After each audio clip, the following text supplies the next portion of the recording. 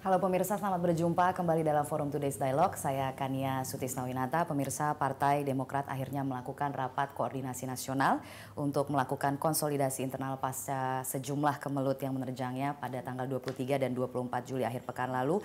Badai terbesar yang dihadapi oleh Partai Demokrat adalah yang dilontarkan oleh mantan bendahara umumnya Muhammad Nazarudin. Nah, terakhir terlihat sasaran tembak utamanya adalah sang ketua umum, Anas Urbaningrum.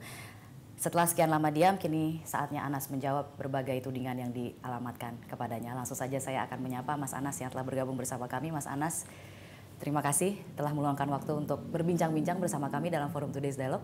Terima kasih Mbak Kania. Ya, selama ini terkesan seperti ngumpet dari kejaran media, tidak banyak mau menanggapi apa yang terjadi di luar sana, terutama apa yang dilontarkan oleh Muhammad Nazarudin, mantan bendahara umum Partai Demokrat. Tapi sebelum kita masuk ke situ, terlebih dahulu kita simak informasi pengantar berikut ini. Mas Anas, kami lanjutkan kembali perbincangannya. Saya ingin menanyakan terlebih dahulu pelaksanaan Rakornas yang baru saja berlangsung. Sudahkah sesuai dengan harapan Mas Anas? Rakornas seperti dirancang sejak awal adalah forum konsolidasi internal yang dilakukan oleh Dewan Pimpinan Pusat untuk seluruh kader dari DPP, DPD, dan DPC dari seluruh Indonesia, bahkan anggota parlemen ya, dari DPR, DPRD Provinsi, DPRD Kabupaten Kota, seluruh Indonesia hadir. Ini forum yang sangat besar, kurang lebih 5.300 kader terbaik berkumpul, dan alhamdulillah berjalan baik, berjalan lancar, sesuai dengan agenda, dan bisa menjawab dengan tuntas spekulasi-spekulasi politik di luar yang aneh-aneh. Dan sekali lagi kader-kader Partai Demokrat bisa menunjukkan bahwa partainya adalah partai yang utuh, yang solid, dan siap menyongsong masa depan yang lebih baik. Baik, kalau boleh kita mundur sedikit begitu Mas Anas, sebelum pelaksanaan dari Rakornas ini pada waktu itu gencar sekali terbersit isu-isu atau selentingan-selentingan bahwa Mas Anas akan didongkel melalui KLB. Pada saat pertama kali digulirkan juga oleh Angkatan Muda Partai Demokrat, suara yang seharusnya diwakili oleh Mas Anas. Begitu. Apa yang terjadi selama ini sebenarnya Mas Anas? Kami mendalami apa yang disebut kaum muda Demokrat itu, kami teliti, itu bukan kader Demokrat. Tidak ada kader Demokrat yang namanya seperti yang menyampaikan usulan seperti itu. Jadi itu agenda pihak lain. Karena kami yakin betul dia bukan kader Partai Demokrat. Tetapi intinya adalah bahwa memang ada spekulasi-spekulasi seperti itu yang masuk ke Partai Demokrat, dan kami meyakini itu bagian dari tantangan, bagian dari ujian, dan kami bisa menjawab dengan baik ujian itu. Rakornas adalah Rakornas, dan dengan kelakar saya sampaikan, Rakornas itu memang tujuannya melahirkan KLB. Maksudnya? KLB itu adalah komitmen luar biasa, kekompakan luar biasa, ketangguhan luar biasa, dan kalau hasil-hasil Rakornas itu dijalankan dengan baik oleh seluruh kader sampai 2014, kami yakin 2014 Partai Demokrat akan menjadi kekuatan yang luar biasa. Jadi memang hasilnya KLB, dan KLB. Baiklah, tapi adakah sesuatu yang konkret begitu Mas Anas kalau kita mendengar pada saat itu, pada saat Rakornas dibuka oleh Pak SBY sebagai Ketua Dewan Pembina pun di situ juga sempat ada penegasan begitu ya, penegasan kembali bahwa bagi kader-kader yang tidak bersih sebaiknya keluar saja dari partai. Tapi artinya konkretnya itu seperti apa sebenarnya yang akan sangat dijalankan? konkret ya hasilnya. Hasilnya kami rumuskan menjadi komitmen sentul untuk kemajuan Partai Demokrat. Ada 10 poin. 10 poin itu adalah derivasi lebih operasional dari tema Rakornas. Tema Rakornas kan intinya 3 semangat. Semangat konsolidasi, semangat perbaikan, dan semangat peningkatan kinerja. Nah, itulah yang kemudian kami terjemahkan menjadi 10 poin. 10 poin inilah yang nanti secara bertahap tetapi akseleratif kami lakukan implementasi bagaimana menegakkan disiplin partai, bagaimana menegakkan etika komunikasi partai, bagaimana melakukan apa yang di kalangan media disebut sebagai bersih-bersih, ya kan? Bagaimana proses konsolidasi partai berjalan sampai tingkatan terbawah, bagaimana program-program partai bisa terlaksana, bagaimana kaderisasi partai bisa terlaksana, bagaimana persiapan kader-kader khusus menjelang pemilu 2004 bisa dilaksanakan. Semuanya itu akan diimplementasikan dengan tahapan-tahapan yang jelas, dengan sistematika yang baku dan bisa operasional dijalankan oleh para kader. Oke, lalu kemudian sempat juga kemarin terdengar adanya akan ada sebuah daftar begitu yang menginventarisir kader-kader yang bermasalah. Artinya boleh tidak dijabarkan di sini juga yang dimaksudkan dengan kader-kader bermasalah itu yang seperti apa? Rakornas ini juga menghasilkan apa yang kami sebut sebagai etika, kode etik ya, panduan etik kader-kader Partai Demokrat. Ini menjadi keputusan Dewan Pimpinan Pusat Partai Demokrat dan ini melandasi seluruh kerja bagi partai untuk melakukan pendisiplinan. Di dalam ketentuan kode etik itu disebutkan dengan jelas perilaku macam apa yang dilarang oleh partai dan sanksi macam apa yang akan dijatuhkan oleh partai lewat Dewan Kehormatan kalau ada kader melakukan perilaku menyimpang A, perilaku menyimpang B, perilaku menyimpang C. Nah, itu menjadi panduan bagi DPP, DPD, dan DPC di seluruh Indonesia. Selama ini memang belum ada? Selama ini sudah berjalan, tetapi memang kode etiknya belum komprehensif betul. Dewan Pimpinan Pusat sudah beberapa kali memberi sanksi. Ada kader misalnya terlibat narkoba, ada kader yang melakukan tindakan asusila misalnya, sanksi berjalan, tetapi memang belum dengan sistematika yang betul-betul lengkap seperti yang dihasilkan oleh Rakornas ini. Tapi artinya bisa disimpulkan bahwa kader-kader yang bermasalah dalam hal ini adalah kader-kader yang memang sudah terjerat masalah hukum? Ya tentu. Atau yang sudah berstatus, apakah itu tersangka? Ya, kalau soalnya soal hukum, tentu statusnya ya. Bagaimana dengan yang status tersangka? Bagaimana yang status terdakwa? Bagaimana yang status terpidana? Nah itu tentu ada tindakan organisasi. Bagaimana yang tersangkut masalah hukum tetapi bukan kasus korupsi misalnya, tetapi kasus asusila atau kasus narkoba atau tindak pidana berat yang lain misalnya. Itu ada kategorisasinya semua dan itu akan memandu. Prinsipnya adalah kami ingin bahwa seluruh kader partai itu memegang teguh jati diri partai dan menunaikan etika politik partai. Nah, siapa yang tidak melakukan itu, ya tindakan organisasi yang akan bicara. Baiklah, kita berhenti di situ dulu, akan kita lanjutkan saat lagi pemirsa. Tetaplah bersama kami.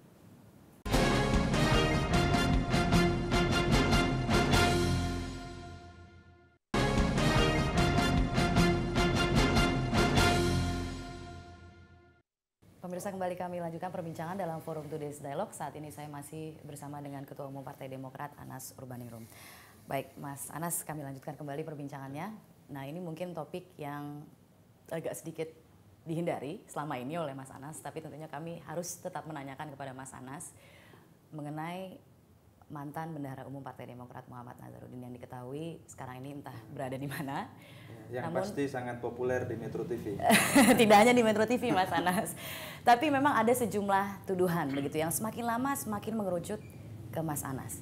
Nah, kesan yang kita tangkap selama ini hubungan dengan Mas Anas dan Nazarudin sebagai Bendahara Umum baik-baik saja. Tiba-tiba sekarang berubah, berbalik arah. Dikatakan Mas Anas dan Nazarudin sudah pecah kongsi.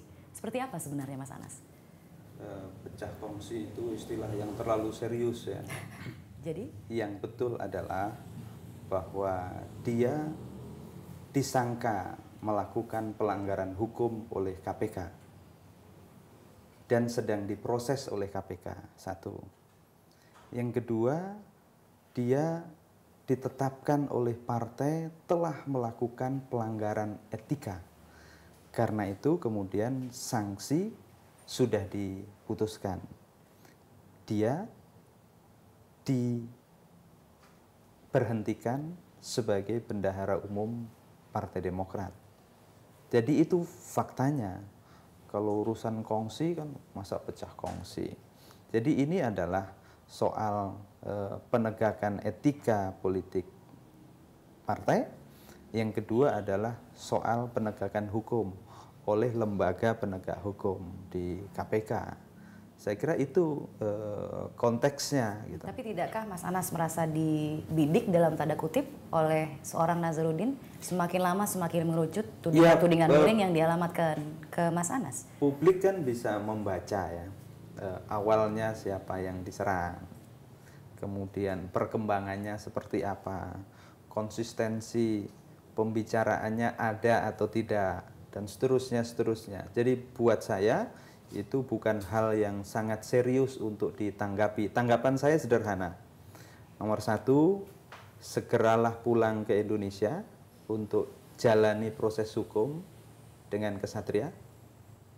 Yang kedua, kalau punya alat bukti yang menyangkut pelanggaran hukum oleh siapapun, atau termasuk misalnya saya dituduh, serahkan alat-alat bukti itu kepada KPK atau alat penegak hukum yang lain. Yang ketiga, saya berdoa mudah-mudahan segera dapat hidayah.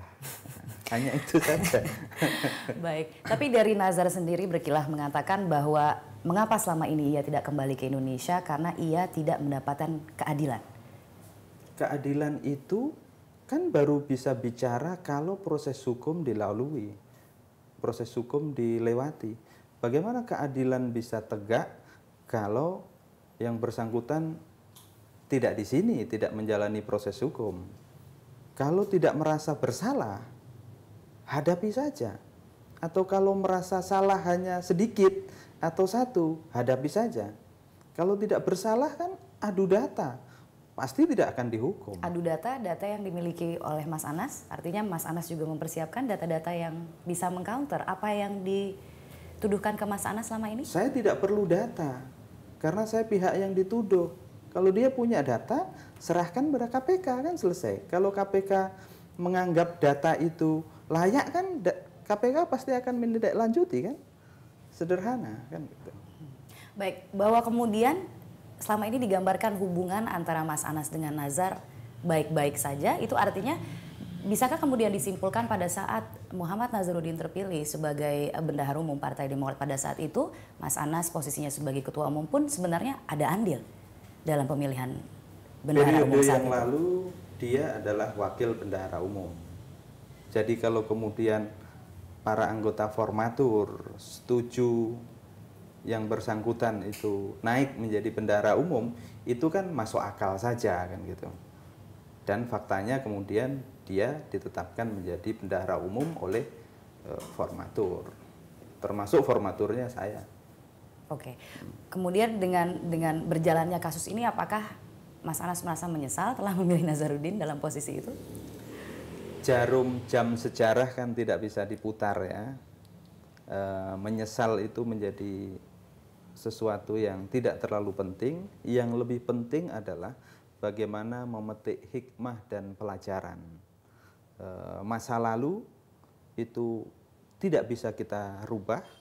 Yang penting adalah bagaimana kita menumpahkan energi untuk masa depan. Karena seluruh energi kita itu kan orientasinya ke depan. Nah, ini untuk menjawab juga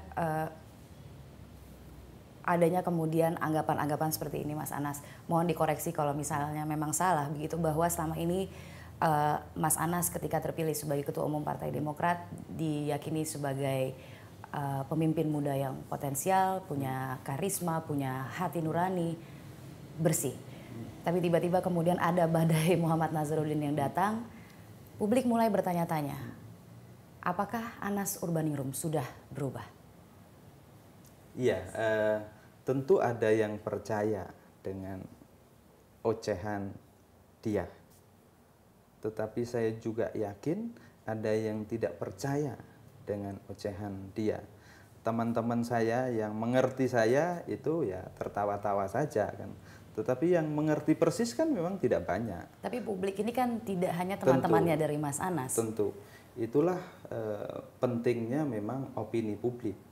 Dan karena itu saya memang menyimpulkan ini peristiwa politik.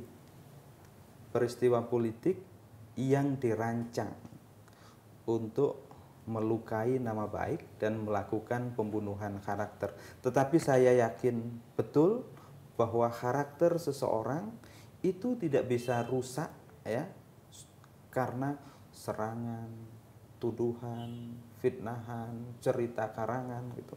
Sekurang-kurangnya waktu nanti akan bicara. Sekurang-kurangnya itu. Tetapi tentu kan saya melakukan klarifikasi, penjelasan, bantahan secukupnya. Karena kalau harus berbalas pantun itu saya kira Mbak Kania yang tertawa terus. Baiklah, kita berhenti di situ dulu. Kita lanjutkan sesaat lagi. Pemirsa tetaplah bersama kami.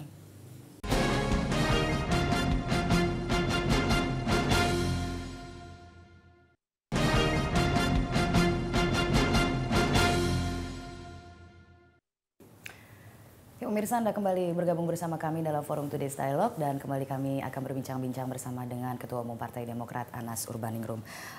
Mas Anas, kalau begitu dengan berakhirnya Rakornas tadi, Mas Anas juga sempat menyebutkan sebelum-sebelumnya bahwa Partai Demokrat sudah tutup buku, termasuk juga dengan kasus Nazarudin ini. Tapi apakah Mas Anas berkeyakinan bahwa memang semuanya sudah berakhir? Iya, ini proses ya. Tetapi proses itu kami akan gerakkan dalam konteks perspektif ke depan. Masa lalu adalah pelajaran, kejadian-kejadian kemarin kami ambil hikmahnya, dan karena itulah kami sadar bahwa Partai Demokrat itu partai yang masih muda, ada kekurangan, ada kelemahan, dan justru karena itulah kami bersemangat untuk melakukan introspeksi, koreksi, dan perbaikan. Perbaikan secara menyeluruh agar nanti otot-otot partai itu makin kuat. Ya. Kalau otot-otot partai makin kuat, seluruh dimensi organisasi bisa bekerja dengan baik, maka Partai Demokrat secara kelembagaan sudah bisa tegak berdiri. Nah, partai yang seperti itu yang bisa hidup dalam musim politik apapun. Jadi kami ingin 2014 itu kami berhasil kembali. Dan kalau berhasil kembali, kami yakin Partai Demokrat ini akan terus bisa berkiprah dalam perjalanan demokrasi di Indonesia dan ikut mengawal kemajuan bangsa. Kesalahan utamanya yang terjadi selama ini seperti apa sebenarnya Mas Anas? Artinya kalau kemudian tadi Mas Anas mengatakan telah melakukan introspeksi, jadi kesalahan utamanya itu ada di mana sebenarnya? Sebetulnya kalau dilihat ya, kami kaji bukan utamanya, tetapi memang ada beberapa titik yang kami harus lakukan perbaikan. Satu misalnya pola rekrutmen kader, ya kan, tingkat selektivitas itu penting kami lihat kembali. Yang kedua adalah penguatan pemahaman, internalisasi dan juga implementasi dari jati diri partai, hitoh perjuangan partai, etika politik partai, itu penting. Orientasi pada pembenahan struktural kalau tidak diimbangi dengan penguatan-penguatan kultur internal partai, itu akan jomplang nanti. Secara struktural sudah rapi sampai tingkatan ranting misalnya, tetapi kalau kultur internal belum terbangun, kan ada bagian yang ringkih. Nah, untuk menjawab apa? Kaderisasi yang komprehensif, mulai dari sejarah partai sampai materi-materi tentang keterampilan politik praktis.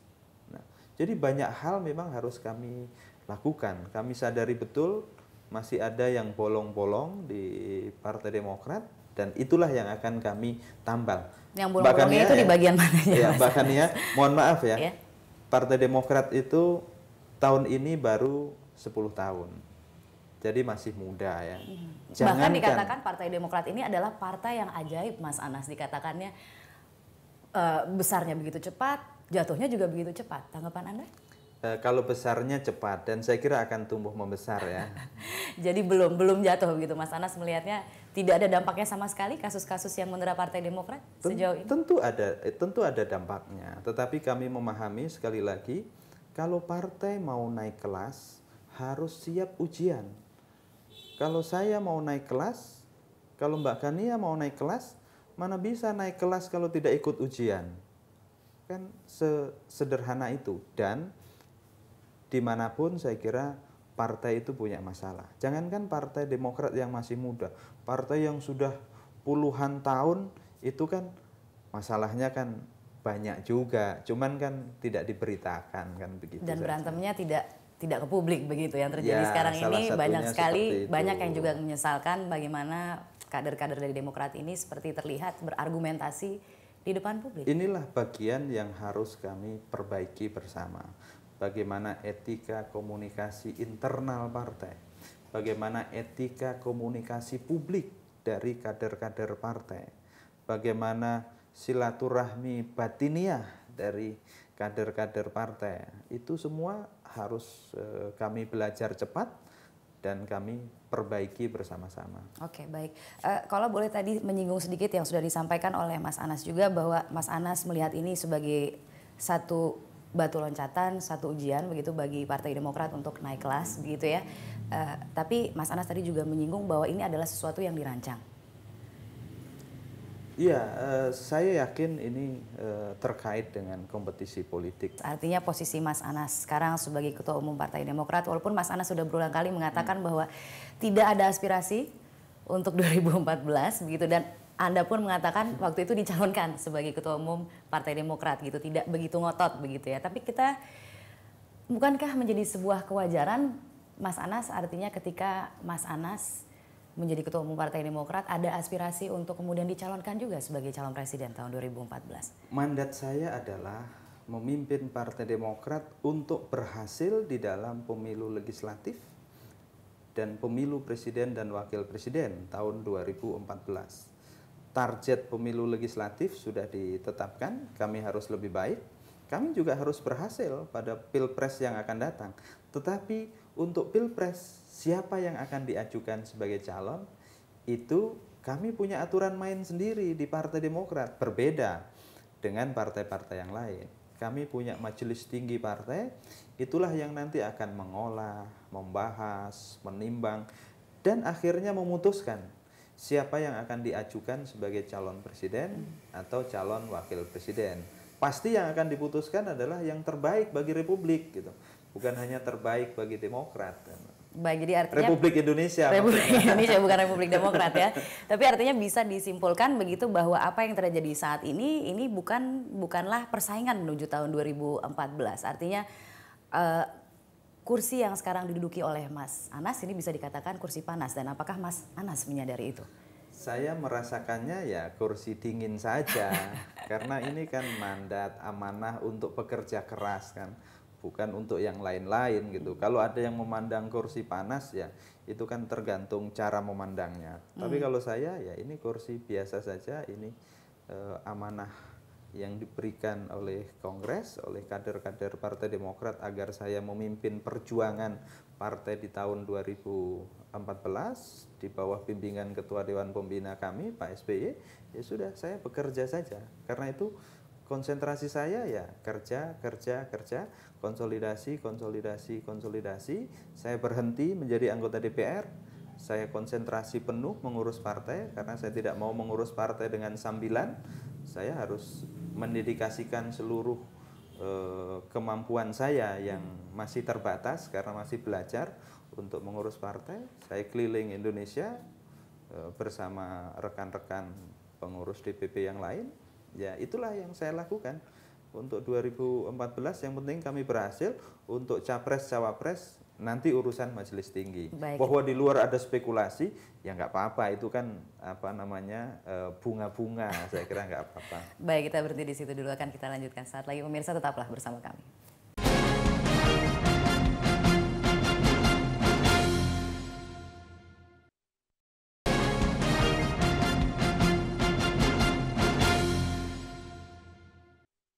Pemirsa kembali, Anda bergabung bersama kami dalam Forum Today's Dialogue. Saya akan kembali berbincang-bincang bersama dengan Anas Urbaningrum. Mas Anas, ini saya harus kembali lagi dulu juga kepada saat pelaksanaan kongres di Bandung. Banyak sekali tudingan-tudingan juga yang dilontarkan oleh Nazar. Dikatakan bahwa kemenangan dari Mas Anas pada saat itu bukanlah kemenangan demokrasi, tapi kemenangan uang. Seperti apa sebenarnya yang terjadi pada saat itu, Mas Anas? Sebetulnya bantahan, klarifikasi, dan penjelasan para anggota tim sukses saya sudah cukup. Sudah sangat mewakili realitas yang ada waktu itu. Tetapi saya ingin tegaskan lagi bahwa pertama, dari prosesnya saja saya menjadi calon itu karena permintaan dan dukungan dari daerah-daerah. Semua juga bisa menyaksikan itu kan. Dari DPD, dari DPC, tentu dari teman-teman di DPP juga. Tetapi kan basis suara itu kan di DPD dan DPC. Itu realitasnya seperti itu. Jadi tidak ada logika dukungan mereka itu untuk dibeli gitu. Satu, ya kan begitu. Yang kedua, saya selalu menegaskan, memberi garis. Pak Mubarok, ketua tim, selalu menegaskan dan memberi garis bahwa perjuangan kita ini perjuangan politik yang sungguh-sungguh. Karena itu, pertama, tidak boleh menyerang kandidat yang lain karena sama sekali bukan musuh. Yang kedua, jangan melakukan tindakan tercela, termasuk politik uang atau membeli suara. Jadi kalau membeli suara itu sama sekali tidak ada. Buat apa membeli suara? Yang ada, kalau suaranya Mas Anas yang seharusnya milik Mas Anas ternyata dibeli oleh orang lain, bukankah menjadi suatu kewajaran misalnya untuk kemudian berebut suara itu dalam sebuah persaingan? alhamdulillah tidak ada saya kira ya. Jadi yang mendukung saya militan ya, mau digerakkan, ditarik-tarik kayak apapun ya tetap militan saya kira. Karena pilihan itu. Tetapi bahwa tim harus membiayai operasional tim, iya dong. Kalau tidak dibiayai bagaimana tim bisa bekerja? Kalau tidak disiapkan akomodasi, bantuan transportasi dan seterusnya kan tidak bisa bekerja. Itu bagian dari operasional perjuangan. Tapi kalau money politik membeli suara, saya jamin tidak ada. Kalau kemudian kita bicara mengenai political financing tadi yang sempat disinggung oleh Mas Anas bahwa memang keren ya istilahnya sekarang. Political financing ya. Artinya tapi kemudian bagaimana cara membedakannya Mas Anas? Artinya antara political financing dan money politics. Artinya apakah dari Mas Anas sendiri bisa begitu misalnya secara transparan membuka kalaupun memang ada biaya yang dikeluarkan untuk akomodasi dan lain sebagainya itu kurang lebih berapa? Ya mudah sekali, tinggal dikonfirmasi kok kepada pendukung-pendukung yang milih saya. Satu, ya kan? Yang kedua dikonfirmasi kepada para anggota tim yang lain apa yang terjadi. Sederhana gitu. Jadi tapi dari Mas Anas sendiri apakah kalau membeli suara itu dukung ya. Saya kasih duit segini itu membeli suara namanya. Tapi kalau mengurusi para pendukung dengan hal-hal yang wajar, yang proper, itu kan. Nah nilai yang wajar ini yang kemudian menjadi pertanyaan tentu juga. Saya tidak mengikuti dengan detail ya di lapangan. Saya kan pengantin, tetapi garisnya sudah jelas. Garisnya sudah jelas dan saya yakin itu dilaksanakan oleh tim saya di lapangan. Baik, persaingannya sudah berakhir Mas Anas pada saat pelaksanaan kongres di Bandung kemarin. Bahwa mau tidak mau ada persaingan antar kandidat yang maju. Banyak juga kemudian isu-isu yang beredar dikatakan Mas Anas bukan salah satu kandidat yang dikehendaki pada saat itu. Benar seperti itu Mas Anas? Tidak dikehendaki bagaimana? Tidak dikehendaki artinya memang ada calon lain juga yang sudah dipersiapkan. Begini, kalau ada 3 calon, itulah indahnya demokrasi. Kalau hanya 1 calon kan tidak ada kompetisi, tidak ada pembelajaran demokrasi. Kongres Partai Demokrat di Bandung itu kan bukan hanya bisa dinikmati sebagai exercise politik oleh para kader Partai Demokrat, tetapi bisa dinikmati kan oleh publik yang mengikuti kan gitu. Itu sesuatu yang menurut saya cukup baik ya. saya kira bisa menjadi salah satu pelajaran bagaimana berdemokrasi. Kompetisi itu basisnya. Dan alhamdulillah pasca kongres ya, kompetisi itu berakhir dan seluruh kader terangkum dalam kepengurusan. Tidak ada yang dibuang, tidak ada yang disingkirkan, tidak ada yang didiskriminasi, semuanya bersatu dalam kepengurusan. Nah, tetapi memang bagaimana menyatukan ini secara betul-betul bulat bundar begitu, itu kan juga butuh proses. Kan tidak bisa taken for granted seperti barang jatuh dari langit jadi kan begitu. Tidak bisa. Ini kan politik tentu ada dimensi prosesnya. Dan kami sedang berproses untuk itu. Tetapi satu hal yang kami syukuri, kami tidak pecah sebagai partai. Begitu. Baik. Kan yang lain pecah. Itu yang menjadi hikmah begitu di balik ini semua, bahwa kemudian yang mungkin ada suara-suara begitu yang masih belum legowo begitu, yang muncul ke permukaan akhirnya bisa terdeteksi, Mas Anas? Itu kan soal derajat kematangan dan kedewasaan politik.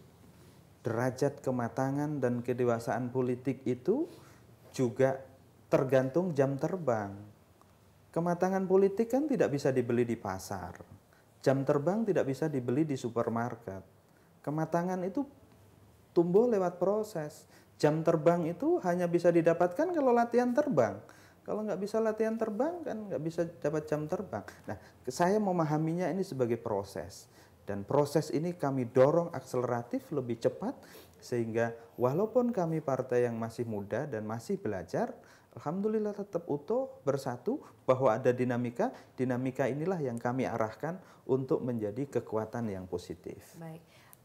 Mungkin Mas Anas juga bisa menjawab ini begitu ya, artinya ada kemudian persepsi yang berkembang juga bahwa pasca penyelenggaraan kongres di Bandung, hubungan Mas Anas dengan Ketua Dewan Pembina Susilo Bambang Yudhoyono tidaklah seideal yang seharusnya. Betul seperti itu, Mas Anas? Itu persepsi dan spekulasi di luar. Saya tentu tidak bisa melarang persepsi dan spekulasi itu. Tetapi faktanya adalah beliau menjalankan tugas sebagai Ketua Dewan Pembina, saya menjalankan tugas sebagai Ketua Umum, beliau Ketua Dewan Kehormatan, saya Wakil Ketua Dewan Kehormatan, beliau Ketua Majelis Tinggi, saya Wakil Ketua Majelis Tinggi, dan bekerja dengan baik. Tidak ada soal di internal kami bahwa dipersepsi macam-macam di luar. Ya itu kan bagian dari rumor, desas-desus, ya kan, yang memang mengasihkan gitu. Dunia politik Indonesia kan sebagian memang digerakkan oleh rumor dan desas-desus ya. Tidak apa-apa, bagi yang hobinya rumor dan desas-desus kan tidak bisa dilarang. Artinya bisa diklarifikasi di sini juga begitu, kalau memang hubungannya adalah hubungan yang baik gitu. Walaupun misalnya dikatakan Pak SBY tidak pernah menjejakkan kaki di kantor DPP sejak Mas Anas terpilih. Apakah benar seperti itu? Pak SBY itu Presiden Republik Indonesia. Karena itulah konsentrasi utama beliau adalah mengurus Republik Indonesia.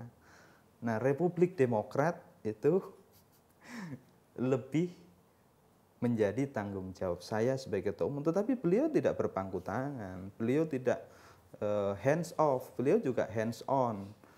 Pada saat-saat tertentu yang penting markas perjuangan Partai Demokrat di Cikeas yang dijadikan tempat bagaimana kami konsultasi, kami berdiskusi, rapat-rapat penting gitu.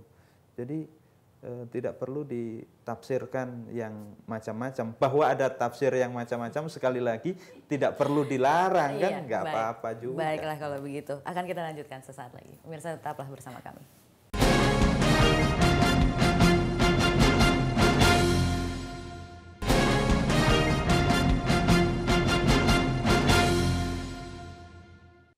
Ya, pemirsa, Anda kembali bergabung bersama kami di Forum Today's Dialogue, dan kami saat ini masih kembali berbincang-bincang dengan Ketua Umum Partai Demokrat Anas Urbaningrum. Baiklah, kita sekarang bicara ke depan untuk lebih mempertegas lagi begitu ya. Artinya publik juga ingin mengetahui apa sebenarnya jaminan begitu yang bisa diberikan oleh Mas Anas juga bahwa Partai Demokrat tidaklah seburuk seperti yang dituduhkan oleh seorang Muhammad Nazarudin. Iya, justru karena itulah pasca Rakornas ini kami akan melakukan langkah-langkah yang sistematis ya, bagaimana partai bekerja dengan baik.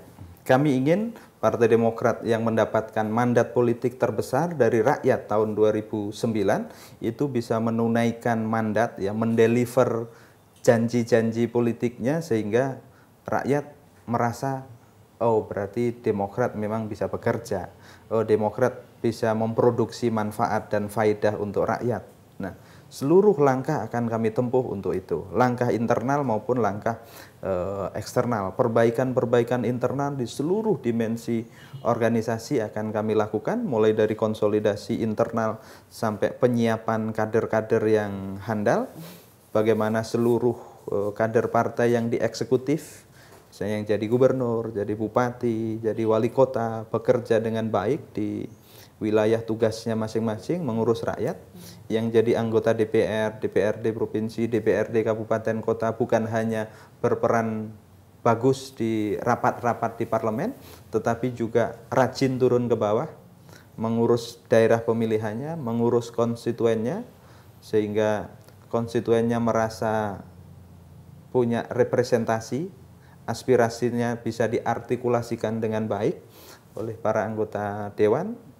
Kemudian juga seluruh aparat partai bekerja dengan baik, dan yang lebih penting kami konsisten akan mendukung langkah kebijakan program pemerintahan Pak SBY untuk meningkatkan kesejahteraan rakyat. Kami fokus pada program-program pro rakyat. Lalu kemudian bagaimana menjangkau Muhammad Nazarudin yang sampai sekarang belum bisa dihadirkan ke Indonesia? Artinya seberapa jauh pertanggungjawaban dari Partai Demokrat juga ini menjadi pertanyaan juga. Begini. Artinya apakah ada upaya-upaya juga yang dilakukan untuk menghadirkan Nazarudin kembali ke tanah air? Ikhtiar kan sudah dilakukan lewat tim yang dulu kami bentuk, yang terus bekerja. Satu. Yang kedua, statusnya sekarang sudah bukan lagi anggota Partai Demokrat. Sudah dicabut kartu anggotanya dan segera dilakukan penggantian antar waktu. Karena itu kami percaya aparat penegak hukum bisa bekerja dengan baik, dan kita dorong bersama-sama bekerja dengan baik untuk bisa memulangkan dia dari mana saya nggak tahu itu. Nggak tahu dari mana, katanya dari Amerika Latin sana katanya. Tapi artinya kalau kemudian ada lagi upaya untuk mengganggu, apakah itu Partai Demokratnya sendiri atau Mas Anas secara individu gitu, artinya akan seperti apa ke depannya? Bukankah ini malah justru akan semakin menggerogoti begitu citra dari Partai Demokrat? Saya termasuk yang sedikit yakin dia masih akan bicara yang tidak-tidak, bicara belum semuanya dikeluarkan. Karangan-karangan barangkali diulang-ulang, kan seringkali juga diulang-ulang. Kadang ulang-ulangnya tidak sama, karena ngarang itu kan tidak bisa persis kan, kalau karangannya lupa dengan yang kemarin dibilang 7, besok dibilang 2 misalnya. Kemarin dibilang 2, kemudian dibilang 5, dibilang 4 segala macam. Namanya ngarang itu kan potensial untuk lupa. Tapi intinya bahwa soal ini di Partai Demokrat statusnya tutup buku. Kami melihat ini sebagai pelajaran, dan dari pelajaran ini kami terus melakukan perbaikan-perbaikan di seluruh lini Partai Demokrat di seluruh Indonesia. Dan itulah yang membuat kami punya alasan untuk optimis. Jadi orang-orang yang sempat disebut-sebut oleh Nazarudin dalam segala tuduhannya selama ini, seperti misalnya yang kita ketahui selain Mas Anas juga ada Enji yang disebut-sebut, Mirwan Amir, tidak akan ditindaklanjuti lebih lanjut oleh Partai Demokrat? Kalau ada soal hukum, tentu kami serahkan pada proses hukum. Nanti proses hukum yang akan bicara bagaimana statusnya, kan begitu. Itu kalau soal hukum. Tetapi kalau soal etika, tentu Badan Kehormatan yang bekerja. Jadi proporsional, tetap jernih pada rel yang pas gitu. Jangan karena ocehan-ocehan yang tidak bisa dipertanggungjawabkan, kami malah terlalu disibukkan oleh itu.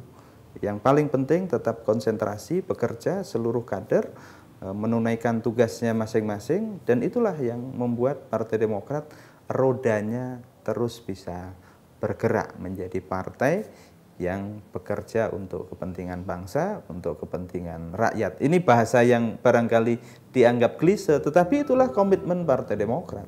Baiklah kalau begitu. Waktunya sudah habis, Mas Anas. Terima kasih sekali lagi telah meluangkan waktu untuk berbincang-bincang bersama kami dalam Terima kasih, Mbak Kania.